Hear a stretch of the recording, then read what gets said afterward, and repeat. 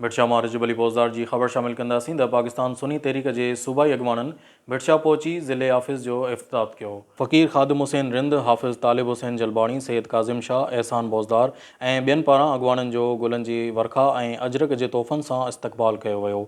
पाकिस्तान सुन्नी तहरीक जे सूबाई अॻवाननि सिंध जे नायब सदर मोहम्मद इमरान सरवंदी, जनरल सेक्रेटरी मौलाना ख़ालिद हुसैन अत्तारी, डिवीज़नल सदर हाफ़िज़ अली असगर नक्शबंदी, सैयद साजिद अली काज़मी, मोहम्मद शफ़ीक मियो, मौलाना मेहराब पोज़दार, अब्दुल शकूर भट्टी ऐं ॿियनि भिटशा पहुची दरगाह हज़रत शाह अब्दुल लतीफ़ भिटाई जे मज़ार चादर चाढ़े दुआ घुरी ऐं बाद में अलमदीना चौक ते आफ़िस जो इफ़्तिताह कयो। इन मौक़े ते सूबाई अॻवाननि ॻाल्हाईंदे चयो त सिंध अंदरि महांगाई, बेरोज़गारी ऐं लोड शेडिंग जो आज़ार तमामु घणो आहे। सिंध कलंदर ऐं भिटाई जी धरती आहे, इन खे लावारिस नथो छॾे सघिजे।